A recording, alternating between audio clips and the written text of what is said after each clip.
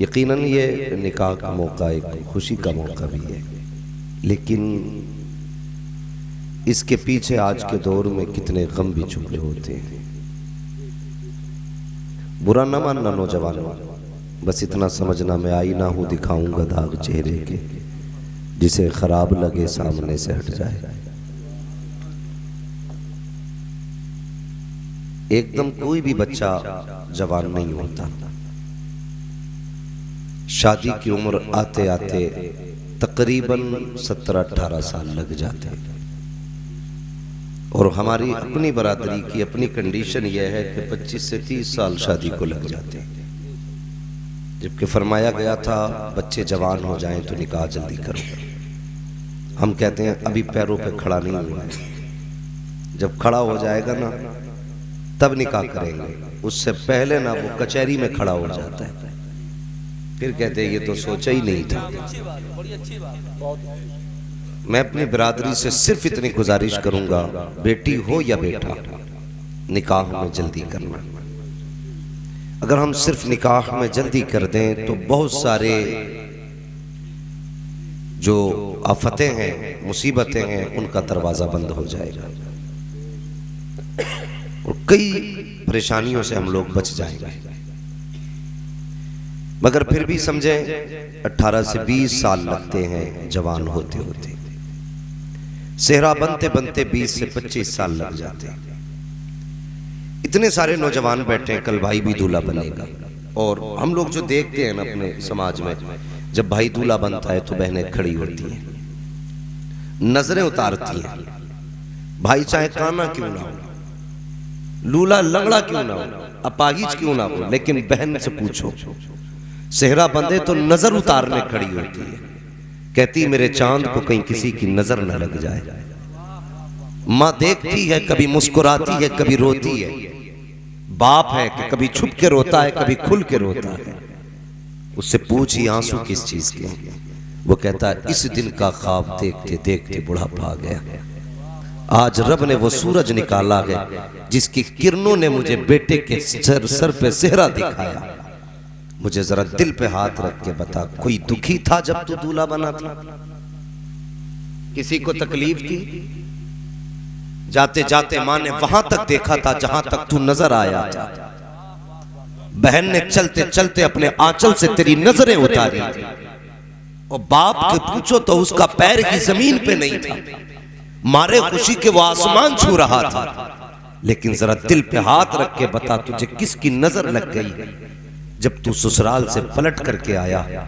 तो जो मुस्कुराते हुए छोड़े थे, तेरी कुछ दिन की जिंदगी के बाद उनकी आंख में आंसू तेरी वजह से क्यों आ गए? खुद सोचे इस बारे में। जिस बाप में ऐब उस वक्त निकालते हो जब तुम बच्चे वाले हो जाते हो, क्या तुम्हें शादी से पहले भी उस बाप में ऐब नजर आए? कभी तुमने कहा मेरा बाप तंग नजर है? कभी तुमने कहा कि मेरी मां रोटी देने में कंजूसी करती है? कभी तुमने कहा कि बहन वक्त पे कपड़े तैयार नहीं रखती? आखिर ये कौन सा पलटा तुम्हारी जिंदगी ने खाया कि निकाह किया, तुमने नई जिंदगी का आगाज किया और सारे रिश्तों के माने बदल के रख दिए? कभी बहन रोती हुई घर से पलट रही है, कभी मां आंसू छुपा करके कमरे में रो रही है। क्यों आखिर ये जिंदगी में मोड़ आए? जानते हो, उसकी सबसे बड़ी वजह यह है कि हमने अपने वालिदैन के साथ नमक हलाली नहीं की। ये सबसे बड़ी वजह है। ये मत सोचना मैं किसी की तारीफ करके जाऊंगा। भाई आज दिक्कतें, माँ बाप रो रहे, खुदा करे सबके बेटे सेहरा पहने। नसीब वालों को अल्लाह दूल्हा बनाता है, मुकद्दर वाले हैं जो सेहरे पहनते हैं। मगर इसका मतलब ये तो नहीं कि इस सेहरे के बाद तुम सभी के इज्जतों के जनाजे निकाल दो। कभी नहीं। ये वही माँ बाप है जो तेरे दूल्हा बनते वक्त कह रहे थे मालिक मेरे बेटे की हिफाजत करना। ये वही माँ है जो मुड़ मुड़ के तुझे देख रही थी। ये वही बहन है जो कहती थी सहेलियों से, देखो मेरा भाई कितना खूबसूरत लग रहा है। आज मुझे बता तो सही, जब वही बहन तेरे दरवाजे पे आती है, कभी चेहरा मोड़ लेता है, कभी हाथ पीछे कर लेता है, कभी कहता है तेरे आने से सुख चला जाता है, कभी कहता है तेरे आने से झगड़े बढ़ जाते हैं। वो बहन जो तुझे मुड़ मुड़ के देख रही थी, तू आज उसे एक नजर देखने तैयार नहीं है। पता इस बहन का कसूर क्या है, इसकी खता क्या है? सिर्फ इतना कसूर है कि खुदा ने इसे बेटी बनाया है, इसे बेटी बनाया है। लेकिन याद रखना मेरे प्यारे, जब दुनिया साथ छोड़ देगी तब यही बहन तेरे बाजू में नजर आएगी, यही बेटी तेरे बगल में नजर आएगी। और यार जब बेटे धक्का देते हैं तब बेटियां सीने से लगाया करती है, इनसे चेहरे ना मोड़ना, इनसे रिश्ते ना तोड़ना। जब सारे रिश्ते धक्के दे दिया करते हैं तब इनके रिश्ते तुम्हें आगे बढ़ के सीने से लगाया। नारे रिसालत, उलमाए अहले सुन्नत, मसलके आला हजरत जिंदाबाद। अल्लाह तौफीक दे, सारे सेहरा पहनो, लेकिन कभी बाप को मत भूलना, माँ को मत भूलना। कई बार एक साहब कहने लगे हजरत मैं ड्राइवर हूं। मैंने कहा फिर? कहने लगा मैं गाड़ी चला रहा था, मेरी आंख लग गई और देखो मेरी प्रैक्टिस कितनी आई थी, मैं नींद में भी गाड़ी सीधी चलाता रहा। मैं हंसने लगा। उसने कहा हंसे क्यों? मैंने कहा इस बात में हंस रहा हूं, हुआ क्या है, तू सोच क्या रहा? उसने कहा क्या? मैंने कहा तेरी गाड़ी को तेरी प्रैक्टिस ने नहीं बचाया, तेरी गाड़ी को किसी की दुआओं ने संभाल रखा था। जब जिंदगी की गाड़ी पटरी से बहकती है तब तुम्हारी माँ की दुआएं आके कांधा दिया करती हैं, तब तुम्हारे बाप की दुआ या जुमले उन्हें संभाल लिया करते हैं। और हम ये सोचते हैं कि नहीं जी ये सब हमारी मेहनत का फल है, हमारी ताकत है। नहीं, तेरी ताकत क्या है, औकात क्या तेरी, तू एक कदम भी चल सके नहीं। कभी अपना मत समझना, जो कुछ भी बने हो, कुछ भी है, ये सिर्फ माँ बाप की दुआएं हैं। ख्याल करना मेरी बात का, अल्लाह तुम्हें दूल्हा बनाए, सेहरे पहनो, लेकिन माँ बाप का हक अदा करना है, माँ बाप का हक अदा करना है। और माँ बाप से भी थोड़ी सी गुजारिश कर लूं, बुरा ना मानिएगा। शिकायत क्या करते हैं? शिकायत ये करते हैं कि साहब बहू जो है ना बिल्कुल इज्जत नहीं कर रही। थोड़ी सी बस इतनी बात जहन में लाएं, वो एक नई जगह पे आई है। भैंस पालते होंगे ना अक्सर किसान लोग, नई भैंस अगर आती है ना तो एक दो दिन तो चारा भी नहीं खाना। क्या बात है? वो कहते डॉक्टर को दिखाओ, तो डॉक्टर कहता नहीं नया खूंटा है ना, तो अभी कुछ दिन हेर करे। वो जुमला होता उनका, कोई मैं तो नहीं जानता, आज तक लुगत में भी मुझे ये नहीं मिला, लेकिन उनके अपने अपने इस्तिलाहात हैं कि कुछ दिन ये उदास रहेगी, फिर मन लग जाएगा तो ये तुम्हारे घर वाले घर के अंदर सब कुछ खाएगा। एक जानवर नई जगह से उचाट होता है, उदास होता है, फिर ये तो इंसान है। ये जो तुम्हारे घर में आने वाली है ना, ये माँ छोड़ के आएगी, बाप छोड़ के आएगी, भाई छोड़ के आएगी, बहन छोड़ के आएगी, सहेलियां छोड़ेगी, बचपन की यादें छोड़ेगी, सब कुछ छोड़ के नई जगह पे आएगी और आकर के नए लोगों में अपनापन तलाश करेगी। ऐसा तो नहीं है तुझे पहले दिन वो प्यार दे जो तेरी बेटी ने दिया। तो ये कहा करते कि बहू इज्जत नहीं करती, मुझे बता तो सही, खुद अपने गिरबान में झांक के देख। अगर तेरी बेटी से गिलास टूट जाए तो कहता है पगली संभाल के चला कर। अगर बहू से कप टूट जाए, डायरेक्ट ताना दिया तेरे बाप ने ला के रख दिया था, कहां से लेकर के आई है, तेरे बाप का दिया हुआ है। और जबान को लगाम दे, जब तेरी बेटी नुकसान करती है तो तू उसे प्यार से समझाया करता है, जब पराई बेटी से नुकसान होता है तो कुत्ते की तरह डांटा करता है, फिर कहता इज्जत नहीं मिल रही है। दावे के साथ कहता हूँ, खुदा की कसम खा के कहता हूँ, पराई बेटी को अपनी बेटी की तरह देख और लहजा संभाल के बात कर। ये बहू जरूर है लेकिन बेटी की तरह तुझे प्यार भी देगी, तेरी इज्जतें भी करके देगी। सुभान अल्लाह। नारे तकबीर, नारे रिसालत।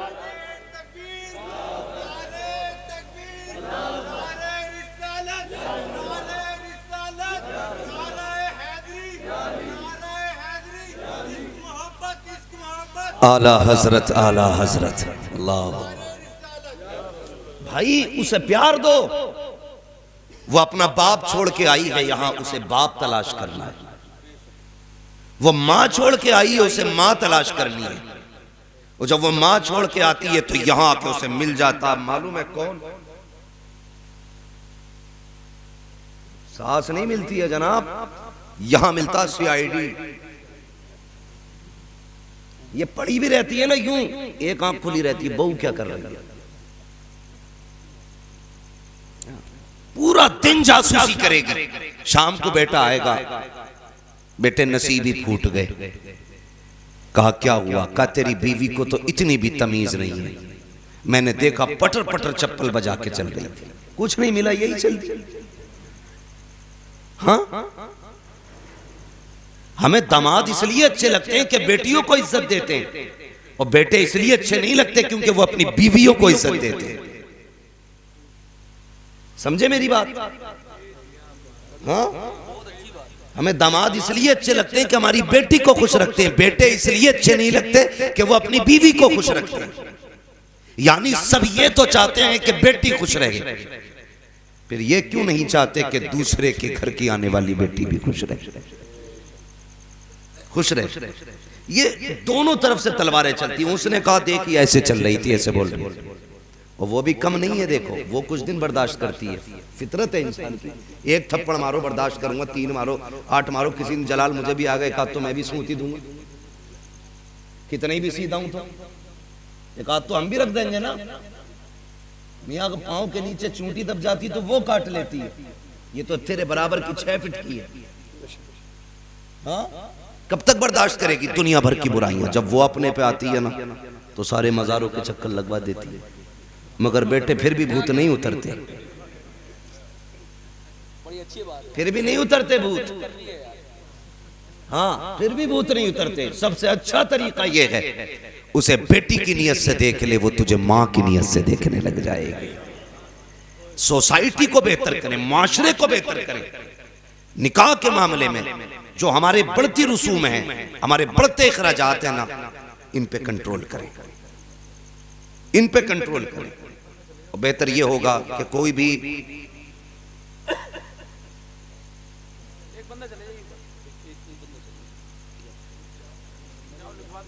भी नाजायज काम, फजूल खर्ची ये नहीं होनी चाहिए। कोशिश ये करें जो हम नाजायज चीजों पे खर्च करते हैं वो अपने परिवार पे खर्च करें, अपने घर के मेंबर्स पे, अपने लोगों पे खर्च करें। ये हमारी और आपकी जिम्मेदारी है। कोशिश ये किया करें कि हालात को ज्यादा से ज्यादा बेहतर किया जाए। ये जो जहेज के नाम पे और रुपए पैसे के नाम पे झगड़े फसाद होते हैं, इन सारी चीजों को बंद करो, सादगी के साथ जिंदगी गुजारो। जिंदगी जितनी सादा होगी अल्लाह उतनी ही बरकतें अता फरमाएगा, अल्लाह उतनी ही बरकतें अता फरमाएगा। बस जिंदगी सादगी के साथ गुजारे। दूसरे की बेटी को अपनी बेटी समझे, उसे घर में अपनी बेटी की तरह रखें, उसकी गलतियों पे पर्दा डालें। उसे महसूस होना चाहिए कि मैं जंगल में नहीं आई हूं, अपनों के बीच आई हूं। कोई गलती भी हो जाती है तो ये बेटी समझ के मुझे माफ कर देते, फिर वो तुम्हें बाप समझ के इज्जत देगी, तुम्हें मां समझ के इज्जत देगी, तुम्हें अपना समझ के प्यार देगी, मोहब्बतें देगी। तवज्जो है? तो कोशिश ये करें कि हम अपने घर में आने वाली नई नवेली दुल्हन को अपनी बेटी वाला प्यार दें,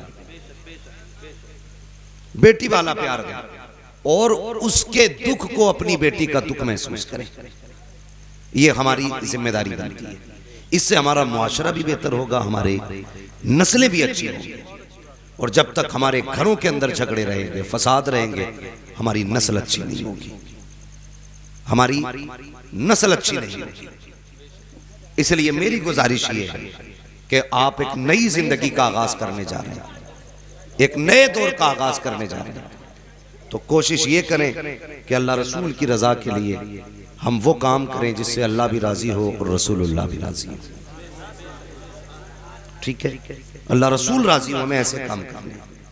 और जब घर के माहौल अच्छे होते हैं तो नस्लों की परवरिश अच्छी होती है। बच्चे कभी वो नहीं करते जो हम कहते हैं, बच्चे हमेशा वो करते हैं जो हमें करता हुआ देखते हैं। समझ गए ना? जो करता हुआ देखते हैं। ये तो है एक लड़की का मामला। और बेटों से भी गुजारिश है बेटों से भी गुजारिश, आप भी ख्याल करें। जो सब कुछ आपके लिए छोड़ के आई है, आपकी भी जिम्मेदारी है कि आप उसका पूरा हक अदा करें। ये नहीं कि जो अम्मा ने कह दिया वही शुरू कर दिया, तहकीक भी करनी है थोड़ी सी। जो इसने कहा ये गलत है कि सही है। अगर माँ का कहना दुरुस्त है, बीवी गलत है, तो इस्लाह के इस्लाम ने तरीके रखे। ये भी नहीं आप गाली गलौज करें, जानवरों की तरह पीटें, इससे कोई नतीजा नहीं होगा। इसलिए आप ये भी कोशिश करें, जो आपके घर में आ रही है आप उसके साथ अच्छा सलूक करें, आप उसके साथ अच्छा बर्ताव करें।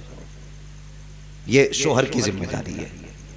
फिर माँ बाप की जिम्मेदारी, एक लड़की को अच्छा घर भी दो, अच्छा शोहर भी दो। तो कोशिश अपने घरों को बेहतर से बेहतर करने की करें। नई जिंदगी है, आगाज है इसका। हम माँ बाप को माँ बाप का हक देंगे, बीवी को बीवी का हक देंगे, औलाद को औलाद का हक देंगे। और निकाह सुन्नत है मेरे उसमें क्या है, मर्द का क्या है, हक है। एक वक्त में कितने निकाह, कितने कितने कर सकते हैं? माशाल्लाह जो बोल रहे हैं अल्लाह उनकी जुबानों को सलामत रखे। कितने? 4 कर सकते हैं ना।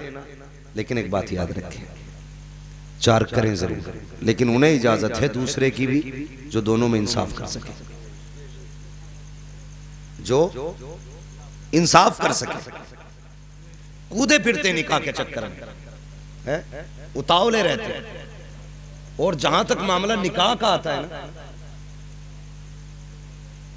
फरमाया गया हुन्ना लिबासुल लकुम व अंतुम लिबासुल लहुम, ये औरतें तुम्हारा लिबास है और तुम औरतों का लिबास है। इसका मतलब ये है तुम्हें उनके ऐबों पे पर्दा डालना है और औरतें तुम्हारे ऐबों पे पर्दा डालें। ये बहुत अहम इस्लाम ने सबक दिया है। ये जो फसाद फैल रहे हैं ना, ज्यादातर तलाक और झगड़े और कोर्ट कचहरी जो हो रहे हैं, जो हराम खोरों को दलाली भी हम देते हैं, रिश्वत भी हम देते हैं ना, ये सिर्फ इसी सबक को भुलाने की वजह से होता है कि बीवी अपने शोहर के ऐब अपने मैके में बयान करती है और शोहर अपनी बीवी के ऐब अपने यारों में बैठ के बयान करता है। इसकी वजह से सबसे बड़ा फसाद होता है, इसकी वजह से सबसे बड़ा नुकसान होता है उम्मत का। निकाह करने के लिए उतावले रहते हैं, पागल बने घूमते। बीवी मरे 6 महीने नहीं हुए, घूमता फिर रहा, कहीं मिलेगी करा दो, और जब लेके आया दूसरा तो बच्चे फेंक दिए कोने में और अपने शौक में डूब गया। सिर्फ हिसाब औलाद से नहीं होगा कि बाप के साथ क्या किया, बाप से भी हिसाब होगा कि औलाद के साथ क्या किया। यह भी एक अहम मसला है, यह भी कान खोल के सारे लोग सुने। निकाह करो तुम्हारी मर्जी है, लेकिन इंसाफ करो, बीवी के साथ भी बच्चों के साथ भी। कई बार ऐसा होता है कि हम जुल्म करते हैं, ज्यादती करते हैं कि हमने निकाह तो कर लिया, लेकिन वो कहती नहीं मेरे साथ रहना पड़ेगा, तेरे बच्चों का साथ रहना मुझे अच्छा नहीं लगता, तेरे बेटे की आवाज अच्छी नहीं है, तेरी बेटी से मुझे नफरत है। और याद रख इसकी माँ जरूर चली गई है, लेकिन इसका खुदा जिंदा है, इसका मुस्तफा जिंदा है, इस पे सितम होगा, कोई देखे न देखे खुदा देख रहा है। जब ये रोएगी किसी को एहसास हो ना हो, लेकिन मुस्तफा को एहसास हो जाता है हम कितना सितम करते हैं। अपनी खुशी के लिए दूसरा निकाह किया और उस लंगूर की बच्ची को लाने के बाद उसकी खुश खुशियों की खातिर बच्चों को तकलीफें मत दिए देना कभी भी। तुम्हारी मर्जी के जितने निकाह करो, जहां तक इस्लाम ने जायज रखे हैं, लेकिन बच्चों के साथ इंसाफ करो। दिल टूट जाता है। एक बच्ची का फोन आया, उसने कहा था मौलाना कभी ये तकरीर भी कर देना कि बच्चों को छोड़ के बीवियों के साथ रंग रंगीली न मनाया करो। मैंने कहा बात क्या है, क्या हुआ? उसने कहा मेरी 12 साल उम्र है। कहा फिर तुझे क्या हुआ? कहा मैं सिर्फ 8 साल की थी, मेरी माँ का इंतकाल हुआ, मेरे छोटे छोटे 2 भाई थे, बाप ने दूसरा निकाह किया।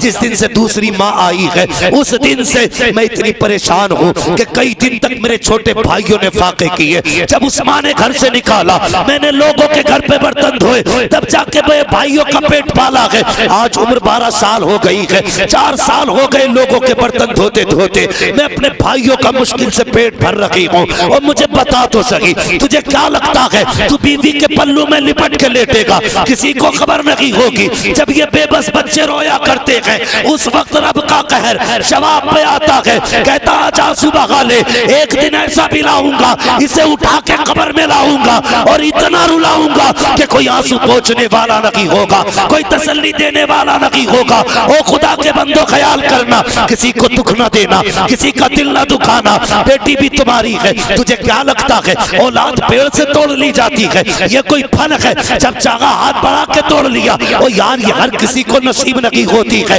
उनसे पूछ जिन पे औलाद नहीं है, किस मजार पे जाके भीख नहीं मांगी, कौन सी मस्जिद में जाके नहीं रोए है, हर जगह गए हैं, झोली फैलाते रखे। लेकिन कुरान कहता है अल्लाह जिसे चाहता है बेटी अता करता है, जिसे चाहता है बेटे अता करता है, और जिसे नहीं चाहता उसे कुछ नहीं देता है। तुझे औलाद मिल गई, तूने नाशुक्री की है, मर के देख वो सजा मिलेगी, कोई संभालने वाला ना होगा। इसलिए मेरे भाई निकाह करो, तुम्हारी मर्जी है, लेकिन बच्चों के हक अदा करना, उनके साथ ना इंसाफी ना करना। ऐसी जिंदगी गुजार के जा बच्चे खुश होके कहे मालिक जो बाप तूने दिया था उसके शुक्रिया में हम तेरी राह में सजदा कर रहे हैं। खुदा की कसम मदीने वाला भी राजी हो जाएगा, खुद खुदा भी तुझसे राजी।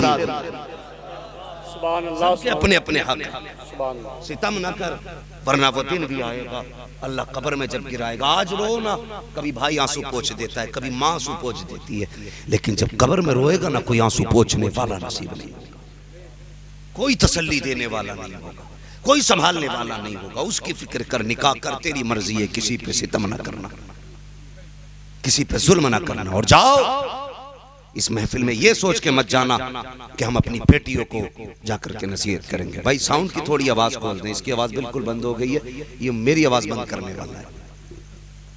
हाँ तो ये नीचे वाली आवाज आप खोलें जरा, मेरी बात सुने। कोई ये सोच के ना तकरीर ना सुने कि मैं अपनी बीवी को समझाऊंगा, ये सोच के मेरी बात सुनना कि हम अपनी बेटी को जाके समझाएंगे। अगर सबकी बेटियां अच्छी हो जाएं तो किसी के घर की बहू खराब नहीं होगी, लेकिन हम सिर्फ बीवियों को समझाते हैं, बेटियों को नहीं समझाते, नहीं समझाते बेटियों को। बेटियों को भी ये सबक पढ़ाना, तेरा शोहर तेरी जन्नत है, अगर वो रूठा तो फिर कुछ नहीं मिलने वाला। हाँ फरमाया गया जो मियाँ बीवी है दोनों में से कोई एक बीवी अगर इस हाल में इंतकाल करे कि उसका शोहर उससे राजी है तो उसके मरते मरते ये अल्लाह जन्नत के दरवाजे उसके लिए खोल देता है। कितनी बड़ी बात है ना, कितनी बड़ी बात है। और खास करके यार मैं दुआ करता हूं अल्लाह किसी औलाद को यतीमी का दाग ना दे। माँ अगर चली जाए ना, बंदा मिस्कीन हो जाए तो फिर बहुत मुश्किल हो जाता है, बहुत मुश्किल हो जाता है। ईद आई, कई लोगों ने मुझे मुबारकबादियां दी, मैंने मैसेज के जरिए देखा, यहां तक मुबारकबादियां थी कि हमारा घर कोई नहीं है, बस हम आपको सुनते हैं, आपको सब कुछ मानते हैं, बस चाह आपको मुबारकबाद दे दें हमारा दिल ठंडा हो जाएगा। उस दिन मुझे एहसास हुआ जिसके पास अपने नहीं होते वो कितना अकेला होता है। कभी ये भीड़ हमारी तन्हाई दूर नहीं करती, कभी कभी महफिलों में लोग बैठे हुए भी अकेले होते, ये एहसास करें आप अपने अंदर। महफिलों में बैठे हुए लोग भी अकेले रह जाते हैं, और कभी जंगल में अकेला इंसान भी तन्हा नहीं होता है, कायनात साथ होती है। हाँ भाई घर से हम लोग जब निकलते हैं अकेले होते हैं बज़ाहिर, लेकिन हजारों की दुआएं हमारे साथ रहा करती हैं। ऐसा लगता है अकेले नहीं, कोई भीड़ चल रही है। यही वजह है हम अकेले भी चलते हैं तो भीड़ लगती है, कभी महफिलों में बैठे लोग भी अकेले लगते हैं, अकेले लगते हैं। अल्लाह मैं तो दुआ करता हूँ किसी को यतीमी का दाग न दे। तुम भी दुआएं मांगा करो, अल्लाह माँ बाप को सलामत रखना, माँ बाप को सलामत रखना। मैं अगर कोई घर में बीवी रखे हुए है, सौतेली माँ अगर किसी के घर में है, बुरा ना मानना, मैं सिर्फ असली माँ का एक एहसास दिलाना चाहता हूँ। सगी माँ क्या होती है, वो क्या था, किसी शख्स की एक बीवी का जब इंतकाल हुआ उसके घर में बेटा मौजूद था, बेटा छोटा था, कुछ दिन गुजर गए, एक दिन उसने बेटे को बैठाया और बड़ी प्यारी बात कही, कहने लगा यार बेटे एक बात बता। कहा क्या? कहा तूने दोनों माएँ देखी है, सगी भी देखी है, सौतेली भी देखी है, ये बता कौन सी माँ तुझे अच्छी लगी? बच्चे ने कहा अब्बा ये क्या बताऊं, लेकिन इतना जरूर बताऊंगा, पहली वाली माँ झूठी थी, दूसरी वाली माँ सच्ची है। बहुत गौर से इस बात को सुनना। उसने कहा पहली माँ झूठी थी, दूसरी माँ सच्ची है। बाप तब परेशान हो गया, कहने लगा कैसा बेटा है, जिस माँ ने दूध पिलाया उसकी बुराई कर रहा है, जिसने सीने से लगाया उसकी बुराई कर रहा है, जो रातों को जाग के इसकी परवरिश करती रही उसकी बुराई कर रहा है, और जिसने पाला नहीं उसकी तारीफ कर रहा है। बैठ गया, कहने लगा बेटा मैं समझा नहीं, कहना क्या चाहता है? तो बच्चे ने कहा था अब्बा समझना चाहते हो? कहा हाँ। तो बाप ने कहा बेटे बता तो सही। बच्चे ने कहा अब्बा पहली माँ इसलिए झूठी थी, अगर मैं कोई शरारत था वो कहती थी तुझे रोटी नहीं दी जाएगी, अब्बा मैं फिर भी नहीं मानता, और उल्टा माँ से नाराज होता तो वो मुझे गोद में बैठाती, कहती तुझे मेरे दूध की कसम है खाना खा ले, तुझे मेरी कसम है खाना खा ले। आधी रात हो जाती, अब्बा मैं जब तक न खाता था वो माँ नहीं खाया करती थी, जो दिन भर कहती थी रोटी नहीं दूंगी वो मेरे बगैर खाया नहीं करती थी। ए अब्बा अगर मैं शरारत करता, घर से बाहर निकलता, वो दौड़ के पकड़ती, मैं हाथ नहीं आता, वो आवाज दे के कहती जा तो रहा है, दरवाजा नहीं खोला जाएगा। कहा अब्बा अगर मैं डर की वजह से देर कर देता आने में, तो वो घर से दुपट्टा सर पे डालती और लोगों से पूछा करती थी मेरा चांद देखा हो तो बताओ, मेरा लाल देखा हो तो बताओ। कहा अब्बा जी वो इनकार करने के बावजूद भी मुझे तलाश करती थी, लेकिन ये जो माँ आई है ये इतनी सच्ची है, अगर ये कह देती है कि तुझे खाना नहीं दूंगी, अगर कम शरारत भी करूं अब्बा मुझे रोटी नहीं दी जाती है, मैं इसके पैरों में बैठ के रोटी मांगता रहता हूँ। अब्बा मैंने कितनी रातें फाके से गुजारी है, तुझे क्या मालूम है कितने दिन मैंने बिना रोटी के रोजा रखा है। ए मेरे बाप तुझे क्या पता है, हल्की सी खता हो जाए दिन पर फाके से रहा करता हूँ, अगर मैं घर से निकलने लगूं कहती है दरवाजा नहीं खोला जाएगा, अगर देर हो जाती है दरवाजा बंद कर देती है। ए मेरे बाप तुझे क्या पता है कितनी रातें मैंने सर्दी की दरवाजे पे काटी है, जो कहती है करके दिखाया करती है, और वो जो कहती थी कभी किया नहीं करती थी, इसलिए मैंने कहा है वो झूठी थी ये सच्ची है। कहा बेटे मामला क्या है? बाप की चीख निकली, उसने कहा बेटे बाप झूठ और सच की नहीं है, बात ये है कि जिस माँ का लाल होता है उसी माँ को दर्द होता है, जिसका लाल नहीं होता उसे दर्द नहीं होता। नारे तकबीर, नारे रिसालत, उलमाए अहले सुन्नत मसलके आला हजरत, नारे तकबीर, नारे रिसालत। दुआ करना अल्लाह कभी माँ के बगैर जिंदगी ना दे। उनसे पूछो जिनके घर में माँ नहीं है। मैं जानता हूं हम ईद किसे कहते हैं? नुमाइश को, तमाशे को, मेले बाजारों को, नए कपड़ों को, नए जूतों को? नहीं, ये कोई ईद नहीं है। कसम खुदा की, जाओ देख लो जिनके घर में माँ नहीं है, अगर वो 10 लाख का सूट पहन के भी घर में कदम रखे और दुआएं देने वाली, झुर्रियों वाले, पेशाने वाली माँ नहीं होती ना, तो लाखों के जोड़े भी फीके लगते हैं। और घर में माँ बाप अगर मौजूद हों तो पैबंद लगे कपड़ों में भी ऐसा लगता है आज हजारों ईदें आ गई है। ये माँ बाप होते हैं, ये माँ बाप होते हैं यार। मैं जानता हूं, मैंने ईद के दिन लोगों को रोते देखा है, ईद के दिन लोगों को रोते देखा है। मैं मिला, मैंने पूछा रोने की वजह, उसने कहा सब कुछ है, सिवैये भी है, मीठा भी है, कपड़े भी है। मैंने कहा फिर किसी ने कुछ कहा नहीं? कहा नहीं इसलिए तो रो रहा हूं। मैंने कहा क्यों? कहने लगा काश आज माँ होती जो माथा चूम के कहती मेरे लाल किसी की नजर न लगे, तो फिर ईद हो जाती, फिर ईद होती है। यकीन करें माँ नहीं होती तो ईदें भी फीकी रहती हैं, और माँ घर में हो तो हर दिन ईद होती है, बाप मौजूद हो तो हर दिन ईद होती है। हम कहते हैं ना माँ बाप मेरा सख्त है, बाप सूरज होता है और सूरज की फितरत गर्म होना है, लेकिन जिस दिन छुप जाए उस दिन अंधेरा हो जाता है, उस दिन अंधेरा हो जाता है। कभी बाप से नाराज मत होना, खुदा की कसम सबसे पहले बाप टूटता है, तेरे सख्त लहजे से बाप टूटता है, तेरी बेरुखी से बाप टूट जाता है। तूने चेहरा फेर लिया ना, उसे 28 साल की मेहनतें रुलाती हैं, उसे वो मजदूरी करके मंडी में खड़ा होना याद आता है, वो रोता ये सोच करके यार पड़ोसी ने पेड़ भी इसलिए लगाया था, गर्मी होगी तो इसके नीचे बैठूंगा।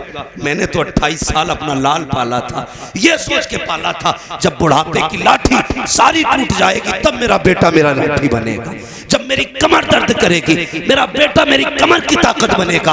आज इसने ही अकेला छोड़ दिया यार। फिर वो लाठी देख के रोता है कि इस बेटे से तो मेरी लाठी बेहतर थी, जो अपनी मर्जी से नहीं मेरी मर्जी से चला करती थी, जो कभी छोड़ के नहीं गई है यार। वो कहा था किसी ने, पेड़ उम्मीदों का ये सोच के काटा ना गया, फल ना आ पाएंगे इस पे तो हवा ही देगा। लोग फल ना पेड़ लगाते हैं साए की नीयत से, बाप औलाद पालता है मदद की नीयत से। कभी बाप को अकेला ना छोड़ना, अगर कमर झुकती दिखाई दे बगल में हाथ डालना, कहना झुकना नहीं, संभालने के लिए तेरा 28 साल का बेटा मौजूद है।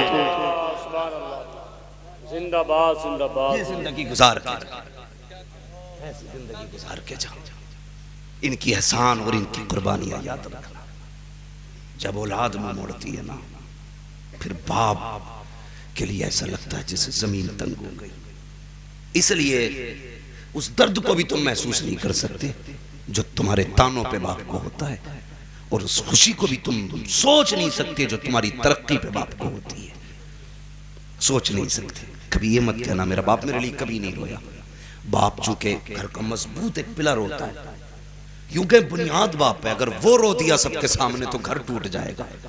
रोता बाप भी है, लेकिन कभी खुल के नहीं रोता, छुप के रोता है। कभी ये मत समझना मेरे लिए नहीं रोया, मेरा बाप जो है कभी रोया नहीं। मैं उस दिन लेट हो गया था, लोग कहते मैं लेट हो गया था ना, मेरी माँ कभी दरवाजे पे कभी बिस्तर पे और अब्बा बिस्तर पे लेटे हुए थे। मैंने कहा कसम खा के बता, अगर माँ बेकरार थी तो नींद तेरे बाप को भी नहीं आई होगी, नींद बाप को भी नहीं आई होगी।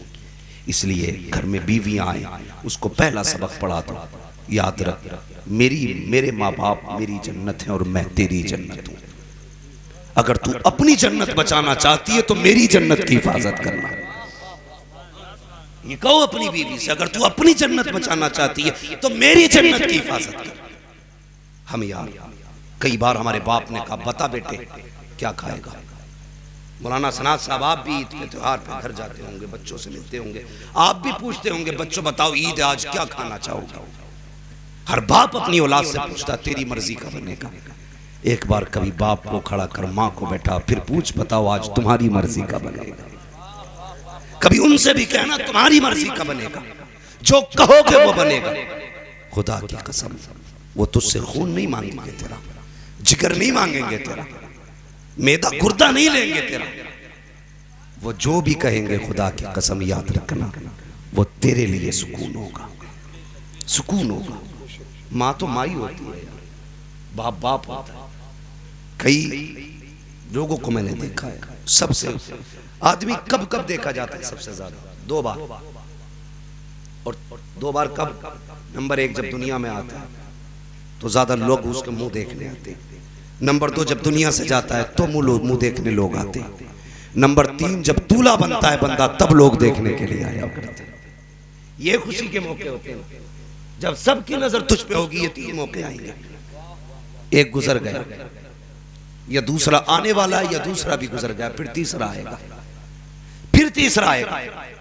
मेरे भाई बस इतना ख्याल कर जो मैं कहने लगा हूं, बहुत गौर से मेरी बात सुन। ये मौके आते हैं कुछ जिंदगी में जिसमें लोग सब तुझे देखते हैं।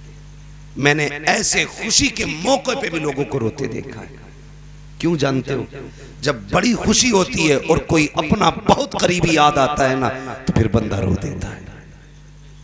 बहुत खुशी के मौके पे भी किसी अपने की याद आती है। इसलिए हमारी खुशियां भी हमारे माँ बाप से है, हमारी हिम्मत भी हमारे माँ बाप से है, हमारा उरूज भी हमारे माँ बाप से है। नहीं, ये बाजू की ताकत नहीं, दुनिया हम बात को जानती है, ये मेरा कमाल नहीं, बल्कि वो कहा था किसी ने बुलंदियों का बड़े से बड़ा निशान छुआ, उठाया गोद में माँ ने तब आसमान छुआ। जब माँ उठाती है तब बंदा ऊंचा होता है।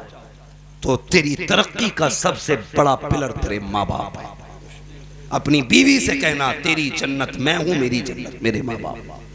अगर अपनी जन्नत बचानी है तो मेरी जन्नत का ख्याल करना है, मेरी जन्नत का ख्याल करना। नसीब वाले जिन्हें नेक बीवियां भी, और ये नेक फैक्ट्री में नहीं बनती, ये नेक भी रब के करम से बनती है। रब जिन पे मेहरबान होता है उन्हें नेक बीवियां देता है। रिश्ता कितना प्यारा है, कितना अच्छा इस्लाम ने कर दिया। उन्ना लिबासुल लकुम व अंतुम लिबासुल लहुम, तुम उनका लिबास हो वो तुम्हारा लिबास है। लेकिन हमने एक दूसरे के कपड़े नोच डाले, हम एक दूसरे को नंगा करने पे लगे। बीवी से इज्जत चाहने में लगा है शोहर, मैं अपनी बीवी की बुराई कर दूं, लोग मुझे अच्छा समझे। नहीं बेवकूफ, जो बीवी की बुराई चौखट पे खड़े होके या चौराहे पे करता है, समाज सुनता जरूर है लेकिन कहता हुआ जाता बहुत गंदा आदमी है भाई। कहते करें बहुत गंदा आदमी है भाई, और ये खुश होता मैंने अपनी बीवी की ऐप बता दी, अब लोग मुझे अच्छा समझेंगे, बीवी को बुरा। बीवी तुझसे भी गुजारिश है शोहर के अब सहेलियों में बयान न करना। तकलीफ हो खट से फोन उठा के मां से ना कहना मेरे शोहर में ये कमी है, निभा उसे, फिर देख अल्लाह कितनी इज्जतें तुझे देता है। वो नहीं सुना, वो मैंने बुजुर्गों को फरमाते सुना, वो किसी शख्स ने ना बेटी का रिश्ता कर दिया। बेटियां भी यार कैसी बेटियां होती हैं, सबकी बात नहीं करता। कुछ तो बाप का गिरबान पकड़ के कहती है कि इतने किलो का फ्रिज चाहिए। मैं उन बेटियों की बात नहीं करता, मैं उन बेटियों की बात करता हूं जो बाप के आंसू की जगह, पसीने की जगह अपना खून बहाना चाहती है। उन बेटियों की बात करता हूं। किसी ने कर दिया बेटी का निकाह, आ गई रुखसत होकर के, और उसका शौहर बीवी के लायक नहीं था। पूरी जिंदगी उसने शौहर के साथ गुजारी, किसी को एहसास तक नहीं होने दिया, एहसास तक नहीं होने दिया। जब कब्र में दफनाया गया, पूरा कब्रिस्तान महक रहा था, लोग इकट्ठा होके आए, यार बीवी तेरी ये बता अमल क्या था? उसने कहा कोई खास अमल नहीं, सब कुछ मामूल के मुताबिक था। कहा क्या हुआ? कहा तेरी बीवी की कब्र की मिट्टी से मुझको अंबर की खुशबू आ रही है। कौन सी नोकी की? उसने कहा आज ये राज खोलना पड़ गया, जो बरसों पुराना राज था आज वो खोल रहा हूं। कहा क्या? कहा मैं बीवी के लायक नहीं था, लेकिन पूरी जिंदगी उसने मेरे साथ गुजार दी।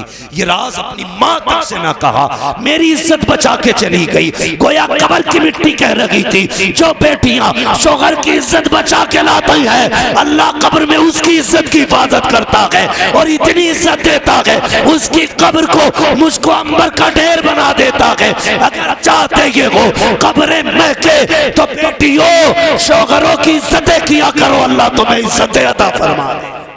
नारे तकबीर, नारे रिसालत, मसलके आला हजरत। खैरियत है सारे लोग? ना मत में खोलो, अब हो गया, अब हम ही खुलने वाले हैं, बस तवज्जो करें मेरे भाई। इसलिए बेटियों को तालीम करें। और तो बीवियों को जाके समझाओगे तो फिर इस्लाह, अगर तुम कहोगे अम्माद आया था ऐसे कह रहा था, वो कहेगी तुमसे भी तो कह रहे थे, बात बराबर, ना तुम अमल करो ना हम अमल करो, यही तो मसला होगा ना फिर। इसलिए मेरी गुजारिश ये है हम अपनी बेटियों की इस्लाह करें। वो कुछ दिन पहले सोशल मीडिया पे एक वीडियो वायरल हुआ, वो अपनी बेटी के बारे में ऐलान कर रहा था, मैं अपनी बेटी को अपनी जायदाद से बेदखल कर रहा हूं, आज से ये मेरी बेटी नहीं, ये कह रहा था आज से ये मेरी बेटी नहीं। आखिर में उसने कहा था मैं तमाम बापों से एक बात कहना चाहता हूं, सारे बापों से एक बात कहना चाहता हूं। कौन सी बात जानते हो? उसने कहा मैंने एक गलती जो की है वो तुम ना करना। कौन सी गलती? उसने कहा बेटी को MBBS बनाना या ना बनाना, लेकिन बेटियों को मुस्तफा का दीन जरूर सिखा देना। उसने कहा जिस बेटी को 22 साल पाला वो लड़के के साथ भागी और कहती मेरे बाप से मेरा कोई रिश्ता नहीं। कहने लगा एक गलती की थी, मैंने बेटी को सब कुछ पढ़ाया, दीन नहीं पढ़ाया था। काश मैंने बेटी को दीन पढ़ाया होता ना तो मेरी बेटी भी कनीज़े फातिमा ज़हरा होती, मेरी बेटी भी कनीज़े फातिमा ज़हरा होती। इसलिए मेरी गुजारिश है बेटियों को दीन पढ़ाओ, घरों के माहौल अच्छे करो। बहन बेटियों से गुजारिश है मियाँ बीवी के रिश्ते अच्छे करो। शोहर थक के आए तो बीवी की जिम्मेदारी है आगे बढ़ के आए, उससे पहले अपनी जरूरत का सवाल न करे, उसकी जरूरत का सवाल करे, पूछे पानी चाहिए ये खाना चाहिए, खड़ी हो जाओ उसके आगे। बस अगर वो मुस्कुरा के तुझे देख लेगा अल्लाह तेरे सारे गुनाह बख्श डालेगा। लेकिन पहले ही प्लान करे बैठी रहती है।